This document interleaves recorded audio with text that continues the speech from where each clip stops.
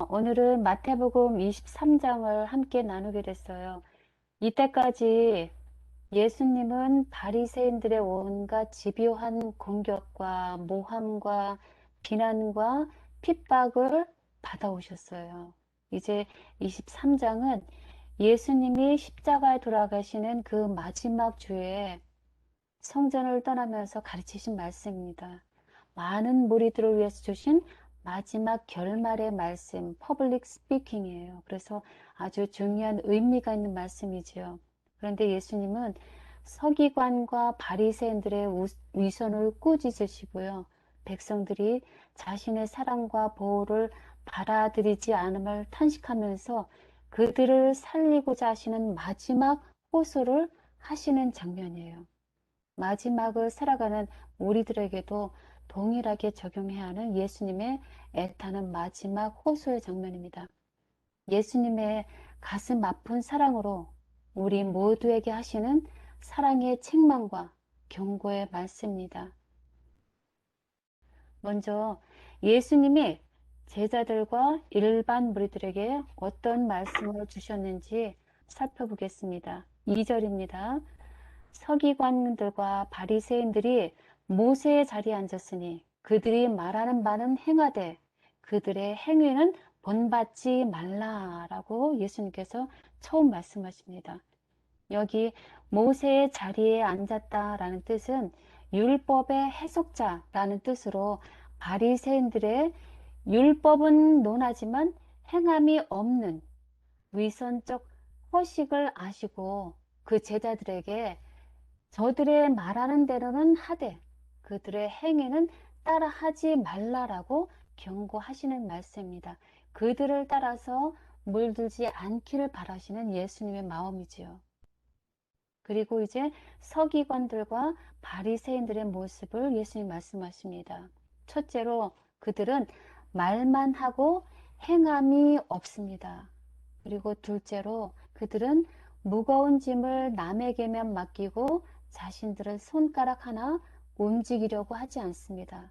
셋째, 그들은 모든 행위를 남에게 보이고자 하는 일에 매달립니다. 너무 심각한 문제지요. 그래서 그 당시 사람들이 가장 신경 썼던 부분은 경문이라는 것을 차고 다녔는데, 이 경문이라는 것은 작은 가죽 상자로 그 속에 구약의 일부의 말씀을 적은 두루마리를 집어넣은 것이에요. 그리고 그 경문을 이마와 왼팔에다가 끈으로 묶고 다녔습니다. 그런데 문제는 다른 사람들이 알아볼 수 있도록 그 경문띠를 넓게 만들고 다녔다는 것이죠. 그래서 그것을 예수님께서 비난하신 것입니다.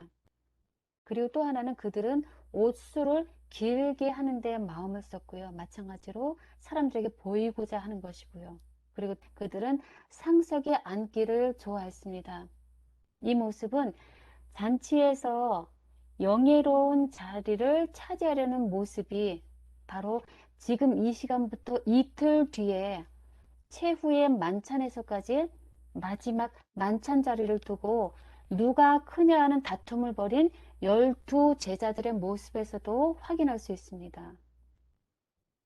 그런데 그것은 이전에도 제자들 사이에 누가 더 크냐는 질문과 논쟁이 마태복음 18장에 있었거든요. 그때 예수님께서 하신 말씀은 자기를 낮추는 그이가 천국에서 큰 자라라는 말씀을 이미 하셨습니다. 그런데도 여전히 예수님이 가시는 길의 마지막 주까지도 높아지고자 하는 그 마음은 여전해서 인간의 공통적인 죄된 본성, 높아지고자 하는 모습을 우리에게 알려줍니다. 그리고 그들은 선생으로서 존경받기를 원했어요. 그래서 랍비, 아버지, 지도자로 불리기를 좋아했습니다. 자기를 높이려는 태도가 문제인 것이지요. 그러다 보니까 점점점 자기를 높이려고 점점 더 위선으로 떨어지는 모습입니다. 이것에 대해서 실물교훈 110페이지에는 이렇게 적고 있어요. 교만과 자부심만큼 하나님께 더 가증스럽고 사람의 심령에 더 위험한 것은 없다. 교만은 모든 죄 중에 가장 절망적이고 가장 고치기 어려운 죄이다 라고 말씀하세요. 교만이 그렇게 무서운 죄라고 말씀하시네요. 그러나 그에 대한 처방이 있죠. 그 올바른 처방은 오직 예수님만이 주실 수 있습니다. 그래서 예수님께서 말씀하시지요. 너희는 섬기는 자가 되어라 라고 말씀하십니다. 그리고 또 하나는 누구든지 자기를 높이는 자는 낮아지고 누구든지 자기를 낮추는 자는 높아진다 라고 말씀하시면서 위선적인 지도자가 될 것이 아니라 정의로서의 지도자가 되라고 지금 말씀하고 계십니다. 우리가 가져야 할 삶의 자세는 겸손과 다른 사람을 섬기는 것이라는 것이지요. 그런데 정말 솔직히 말씀하면 이런 말을 들 때마다 우리 마음은 편치가 않지요. 높아지고자 하는 우리 본성이 있기 때문에 그 본성과 거스르기 때문이지요. 인간은 누구든지 상대방보다 더 높아지려고 안간힘을 쓰지요. 그래서 우리는 서기관들과 바리새인들처럼 알게 모르게 자신 안에 크고 작은 위선을 끊임없이 보게 됩니다. 적어도 저는 그래요. 아무리 낮아지려고, 아무리 겸손해지려고 해도 어떤 상황에 부딪히게 되면 내 자존심은 다시 높아지고 고개 들고 일어서지요. 나 혼자는 결코 해결할 수 없다는 것입니다. 그러므로 어떻게 해야 될까요? 그걸 해결할 수 있는 방법은 따로 없지요. 우리의 모든 형편을 아시는, 그래서 사랑의 경고를 주시는 분, 예수님을 깊이 묵상하고 따라가면 되는 것이지요.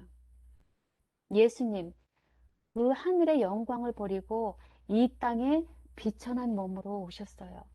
하나님의 아들이신 그분이 가장 낮은 이 자리에, 낮고 낮은 이 땅에, 죄인들이 사는 이 지구상에 내려오셨던 사실, 이것이 얼마나 경이로운 일인가요? 그리고 십자가에 달리시고 부활하신 생명으로 변화지신 예수 그리스도, 그분과 함께 죽고 그와 함께 사는 경험이 깊어지면, 즉 다시 말씀드리면 우리의 믿음이 깊어지면 자신에 대한 걱정과 염려로부터 해방되기 때문에 그 외에 다른 것은 큰 의미가 없게 되므로 우리는 저절로 자신을 낮추게 되는 것이지요. 오직 우리의 모본이신 예수님만이 우리를 그렇게 낮추시고 우리를 그렇게 섬기는 사람으로 만드실 수 있다는 것, 얼마나 예수님이 감사한가요? 그리고 그 뒤로 바리새인들과 서기관들을 향해서 탄식하면서 책망하시는 말씀이죠. 그런데 여기 우리가 보는 개역 한글판에는 14절은 없음이라고 써 있지요. 여러분들 성경에도 그렇게 되어 있는지 모르겠어요. 그런데 킹 제임스 흠정역이나 다른 성경 그리고 영어 성경에는 14절이 기록이 되어 있어요. 이것은 8개의 화 중에서 두 번째 화에 해당되는 말씀입니다. 제가 14절 읽어볼게요. 서기관들과 바리새인들 위선자들아, 너희에게 화가 있을지어다. 너희가 과부들의 집을 삼키고 거칠애로 기르게 기도하나니 그런즉 너희가 더 큰 정죄를 받으리라 라고 말씀하셨는데, 예수님은 화 있을지어다 라고 23장에 8번이나 화를 선언하셨습니다. 왜 예수님이 서기관들과 바리새인들에게 이렇게 화를 선포하셨을까요? 또 어떤 모습을 화가 있다고 하시는지 살펴보는 게 참 중요하다고 생각합니다. 먼저 예수님은 거듭 서기관들과 바리새인들에게 외식하는 자들아 라고 거듭 부르십니다. 이 외식이란 것은 진정한 자기의 마음이 아닌 꾸민 모습을 말하지요. 가장하여서 자기에게 있지도 않은 그 무엇을 행동으로 나타내는 사람. 즉, 배우가 연기를 하는 것처럼 가면을 쓰고 겉과 속이 다른 사람을 우리는 외식한다라고 하죠. 그래서 바리새인과 서기관들은 하나님을 믿고 사랑하는 것처럼 행동을 했지만 실제로는 하나님의 아들을 믿지 않았고 배척했지요. 그리고 하나님을 찾는 척 했지만 정말 원하는 것은 직업과 존경과 자기들의 인정과 명예, 권세였던 것이죠. 그리고 그들은 온통 마음에 세상에 속한 일에 대한 관심이 있었고요. 교만과 탐욕과 이기심이 많고요. 그리고 자기들 마음대로 만들어낸 종교에다가 사람들을 올가매고 자신들에 대한 사람들의 생각을 염두에 두고 사는 모습. 그들을 향해서 예수님은 외식하는 자들이라 라고 부르셨습니다. 그러면 여러분들은 이런 외식적인 모습을 혹 갖고 계시는지요? 이 말씀 묵상하면서 얼마나 수도 없이 많은 제 외식의 모습을 보게 되는지 몰라요. 남을 의식하면서 착한 척, 열심히 믿는 척 살아온 신앙생활. 저도 때로는 귀찮으면서 아이들에게 예배를 강요한 제 생활.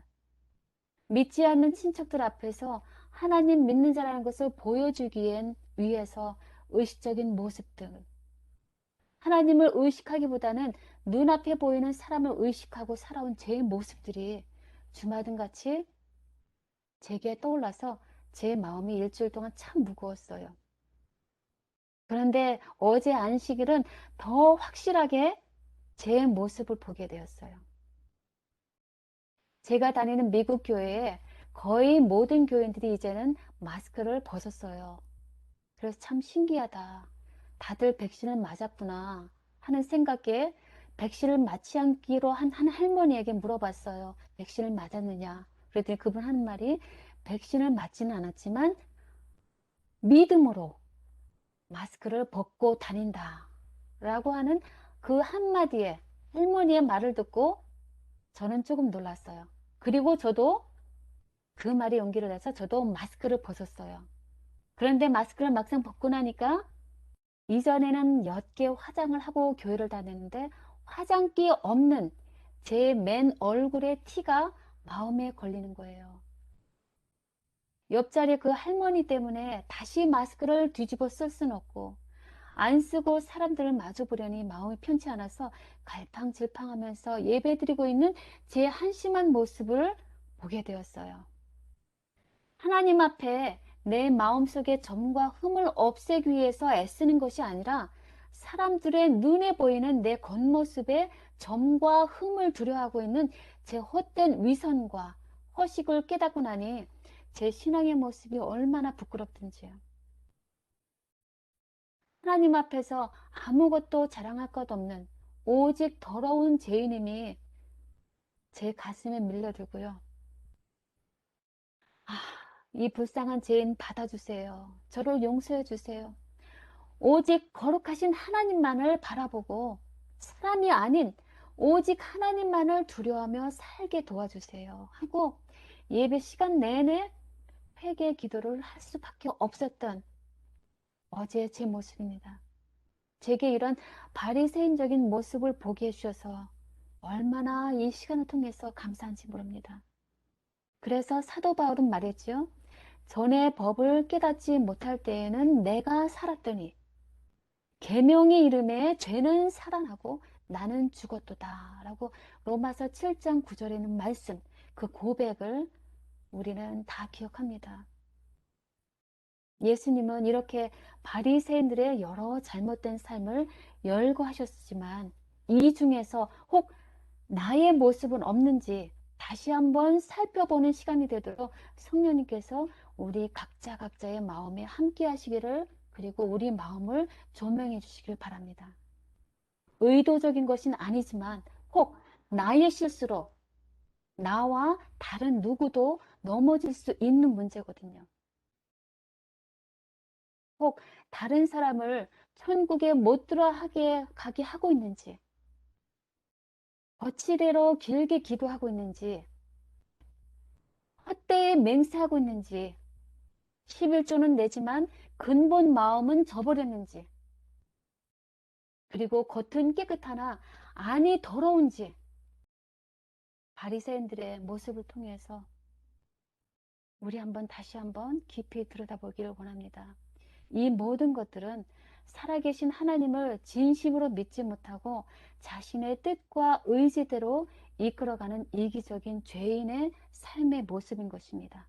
자신이 죄인인 줄 모르고 멸망받을 것은 모르고 살아가는 자의 모습은 예수님 보시기에 얼마나 어리석고 불쌍할까요? 누가복음 18장 9절에 보면 바리새인과 세리의 비유 말씀이 나오지요. 사람들에게 경건을 과시하고 칭찬을 받으려고 종교적인 의식과 거칠에만 열중하는 바리새인이 등장하잖아요. 경건의 능력을 갖추지 못한 채 경건의 모양만 자랑하는 모습을 향해서 예수님이 탄식하시면서 이렇게 말씀하시죠. 이 백성이 입술로는 나를 존경하되 마음은 내게서 멀도다. 사람의 계명으로 교훈을 삼아 가르치니 나를 헛되이 경배하는도다 라는 말씀, 오늘 다시 한번 기억하게 되기 바랍니다. 바리새인과 서기관은 자신의 의로 충분하기 때문에 천국과 메시아이신 예수님이 필요 없는 자들입니다.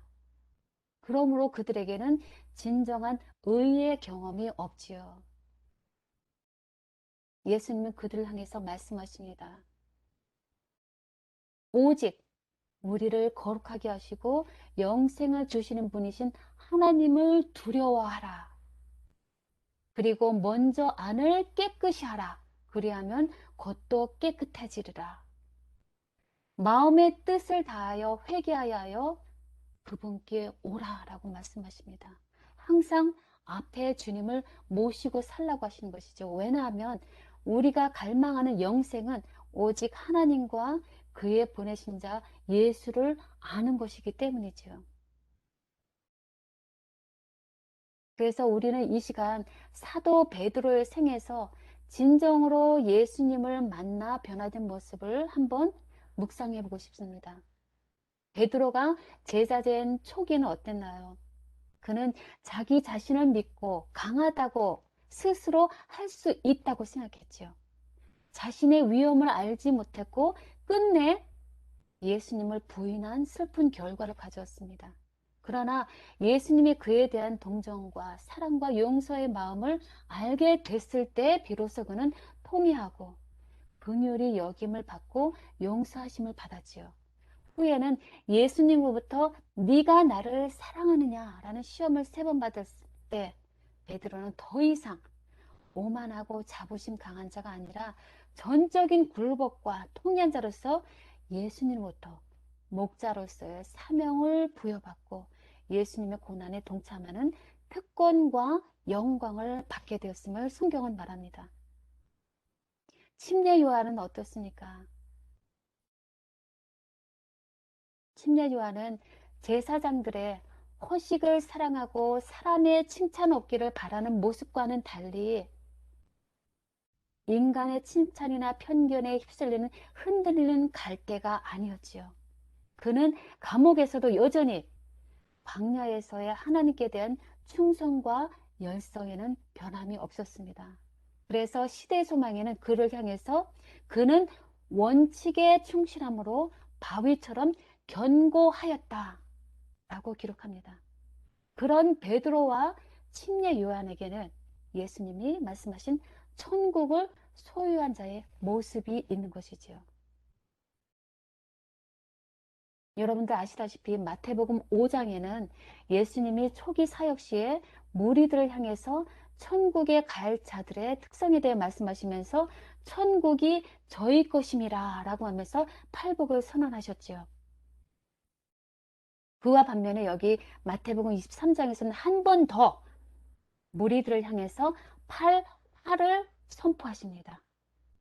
팔복에서는 어떤 이들에게 복이 있을 것이라고 선포하신 반면에 여기 마태복음 23장에서는 너희들에게 화가 미칠 것이라 라고 매우 혹독하게 뱀들아 독사의 새끼들아 라는 표현까지 하십니다. 왜 온유하고 겸손하신 예수님께서 이렇게 혹독하게 팔화를 선포하실까요? 그분은 그들의 외식을 폭로하시고 그들의 행위의 결과를 보여주심으로써 그들을 돌이키도록 충고하시고자 하셨습니다. 그 행위에서 돌이켜서 멸망받지 않기를 간절히 바라시는 예수님의 마음이 이 8화에서 나타난 것입니다. 정확히 보면 이 팔복과 8화는 정확히 대칭, 반대되는 성격의 모습입니다. 그러면 무엇이 팔복과 8화, 복을 받느냐, 화를 받느냐의 결정적인 차이가 될까요? 바로 그리스도를 영접하고 따르느냐 하는 것입니다. 천국에 갈 수 있는 유일한 길이신 예수 그리스도를 아는 것이 영생이기 때문이죠. 그리고 신명기 28장 축복의 장에도 보면 동일한 말씀을 우리가 이해할 수 있죠. 이스라엘 백성들을 위해서 하나님께서는 축복의 말씀을 1절부터 14절까지 선포하셨습니다. 그리고 그 율법을 순종치 않을 때 이르러 올 혹독한 저주의 말씀은 15절부터 68절까지 5배나 많은 저주의 말씀하셨습니다. 왜 그럴까요? 왜 축복의 말씀은 14절이고 저주의 말씀은 이렇게 많이 5배나 많이 혹독하게 말씀하셨나요? 자세히 보시면 너무나 정말 가슴 떨리도록 무서운 저주의 말씀하셨습니다. 왜 그럴까요? 당신의 백성이 축복받는 자들 되기를 간절히 바라셔서 어떻게 해서라도 그들을 정신 차리고자 하시고자 강한 책망으로 그분의 말씀을 따르라고 호소하시는 하나님의 사랑의 마음이 이렇게 표현된 것인 거죠. 그를 따르는 제자들까지도 겉으로는 예수님을 위해서 모든 것을 버린 것처럼 보이지만 실상은 마음속으로 이기적인 마음을 아직도 품고 있고요. 그렇게 되면 끝내 그 영혼이 파멸될 것을 아시기 때문에 예수님은 당신의 제자들에게 말씀하시죠. 삼가 바리새인의 누룩을 주의하라 라고 경고의 말씀을 하실 수밖에 없는 것입니다. 그래서 오직 하나님의 능력만이 우리가 가진 이기심과 외식을 쫓아낼 수 있습니다. 성령의 능력을 힘입을 때 가능한 것입니다. 그러므로 이 시대에 우리는 더욱 성령의 도우심을 간구해야 합니다. 각 시대의 대쟁도 593페이지에 보면 이런 말씀이 있습니다. 시련의 때가 이를 때에 하나님의 말씀을 그들의 생애의 법칙으로 삼은 자들은 드러날 것이다. 그리하면 열심 없는 외식하는 자들은 흔들리고 믿음을 버릴 것이다. 그러나 진정한 그리스도인들은 반석과 같이 견고히 설 것이요 평안하던 때보다 그들의 믿음은 더욱 강해지고 그들의 소망은 더욱 빛나게 될 것이다 라고 기록하고 있습니다. 그러므로 말세에 고통하는 때가 이르르니 사람들은 자기를 사랑하며 쾌락을 사랑하기를 하나님 사랑하는 것보다 더하며 경건의 모양은 있으나 경건의 능력은 부인하는 자니 이 같은 자들에게서 내가 돌아서라 라고 경고하십니다. 자기 죄를 자복하고 회개하는 자는 불쌍한 세리와 같이 감히 눈을 들어 하늘을 우러러 보지 못하지요. 그리고 그가 부르짖는 오직 유일한 소리는 하나님이여 불쌍히 여기옵소서 나는 죄인이로소이다 라는 말밖에 부르짖을 수밖에 없습니다. 사실 가장 불행한 자는 바리새인과 같이 남을 비판하고 용서할 줄 모르고 사랑이 없는 자인 것이죠. 그런 자들에게 예수님께서는 외식하는 자여 먼저 내 눈에서 들보를 빼어라. 그 후에야 밝히 보고 형제의 눈 속에서 티를 빼리라 라고 말씀하십니다. 오늘 이 시간 내게 바리새인적인 모습이 어떤 것이 있는지 끊임없이 찾아보고 회개하게 될 때 하나님은 우리를 의롭다 하실 줄 믿습니다. 그러므로 우리의 가장 안전한 해결책은 이 땅에 오신 예수님을 묵상하는 곳입니다. 예수님이 이 땅에 오셔서 어떤 모습으로 사셨는가요? 그분은 오직 하나님의 계명만을 충실히 지키셨습니다. 그렇기 때문에 그분은 핍박을 받으셨지요. 때로 그는 사기 들린 자라고 불림받았고요. 바알세불, 귀신 들린 자라는 비만의 말까지 들으셨습니다. 예수님께서 직접 하나님의 말씀을 지키는 본을 보이는 삶을 사셨기 때문입니다. 예수님은 이 땅에 오셔서 공식적으로 어떤 높은 자리에 앉으신 것이 아니라 오히려 종으로서 섬기를 하셨습니다. 주와 선생이 되었지만 제자들의 발을 씻기신 예수님이 바로 우리의 구세주 메시아시죠. 그리고 그분께서는 말씀하십니다. 인자에 온 것은 섬김을 받으려 함이 아니라 도리어 섬기려 하고 자기 목숨을 많은 사람의 대속물로 주려 함이니라 말씀하십니다. 그러므로 예수님이 이 땅에 오신 목적, 인자에 온 것은 잃어버린 자를 찾아 구원하려 함이니라 라는 말씀대로 그의 남겨진 시간에 가장 강력한 호소로 그의 사랑하는 백성들을 향해서 마지막으로 애원하실 수밖에 없는 것이 바로 마태복음 23장의 말씀입니다. 마지막 은혜의 유예 기간에 안타깝게 멸망을 앞둔 그들을 향해서 흘리시는 피 눈물이라고 할까요? 한 영혼도 멸망하는 것을 원하지 않으시는 예수님. 이제라도 회개하기를 원하시면서 호소하십니다. 세상에 있는 자기 사람들을 사랑하시되 끝까지 사랑하신 예수님이 그분께 돌아오지 않는 당신의 자녀들을 향해서 절규하시는 음성을 한번 들어보세요. 37절입니다. 예루살렘아 예루살렘아 선지자들을 죽이고 내게 파송된 자들을 돌로 치는 자여 암탉이 그 새끼를 날개 아래에 모음같이 내가 내 자녀를 모으려 한 일이 몇 번이더냐. 그러나 너희가 원하지 아니했도다. 보라, 너희 집이 황폐하여 버려진 바 되리라.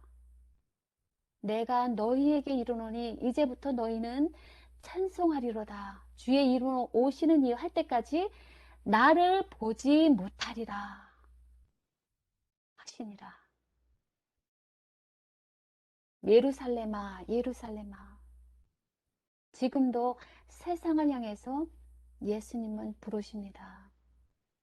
제발 내 앞에 임박한 환난을 피해서 내게로 나와서 나를 영접하여서 나와 함께 살아가자꾸나 하시는 그 음성이 바로 이 시간 우리 한 사람 한 사람을 향한 사랑의 호소임을 성령의 감동하심으로 깨닫게 하시는 줄 믿고 감사합니다.